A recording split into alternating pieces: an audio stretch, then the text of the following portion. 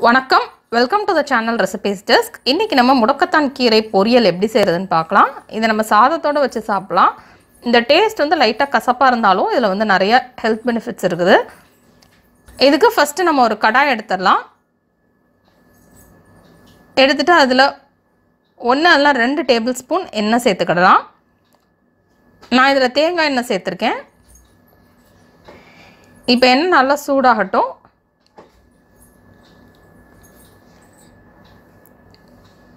Next இதில் கடுகு சேர்த்துடலாம். 1/4 டீஸ்பூன் கடுகு சேர்த்துக்கலாம். கடுகு பொரிஞ்சிடட்டும். அதுக்கப்புறம் இதில் 1/4 டீஸ்பூன் உளுந்து சேர்த்துக்கலாம். உளுந்து பொரிஞ்சதுக்கப்புறம் இதில் 1/4 டீஸ்பூன் சீரகம் சேர்த்துக்கலாம். நெக்ஸ்ட் இதில் 1 டேபிள் ஸ்பூன் கடலைப்பருப்பு சேர்த்துக்கலாம். சேர்த்துட்டு அதை நம்ம ஃப்ரை பண்ணிடலாம்.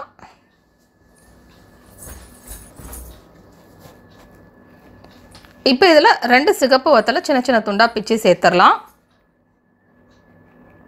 சேர்த்துட்டு அதை நல்லா ஃப்ரை பண்ணிடலாம்.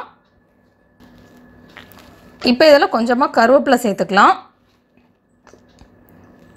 சேர்த்துட்டு அதை நல்லா ஃப்ரை பண்ணிடலாம்.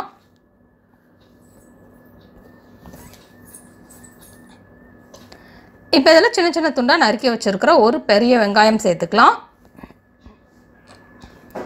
சேர்த்துட்டு வெங்காயம் பொன்னிறமாகட்டும், அது வரைக்கும் இதை ஃப்ரை பண்ணிடலாம்.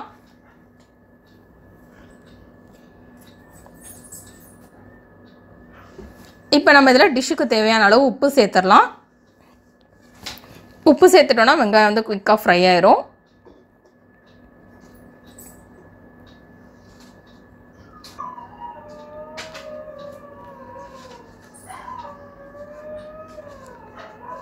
நெக்ஸ்ட் இதில் நம்ம கழுவி எடுத்து வச்சுருக்கிற முடக்கத்தான் கீரை சேர்த்துக்கலாம். இதை நம்ம அப்படியே சேர்த்துடலாம். இல்லைன்னா நீங்கள் சின்ன சின்ன துண்டாக நறுக்கி சேர்க்குறதா இருந்தாலும் சேர்க்கலாம். சேர்த்துட்டு இப்போ இதை நல்லா ஃப்ரை பண்ணிடலாம்.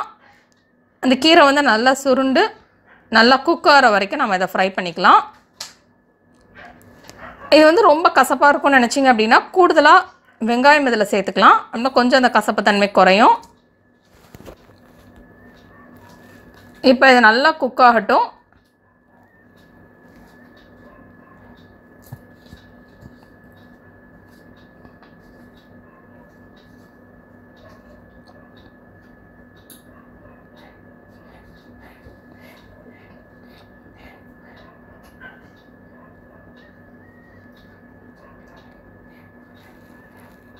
இது நல்லா குக் ஆனதுக்கப்புறம் இதில் நம்ம துருவி வச்சுருக்கிற தேங்காய் சேர்த்துக்கலாம். 1/4 கப்பில் இருந்து 1/2 கப் வரைக்கும் நீங்கள் சேர்த்துக்கலாம். நிறைய தேங்காய் சேர்த்தோம் அப்படின்னாலும் இந்த கசப்புத்தன்மை கம்மியாகும்.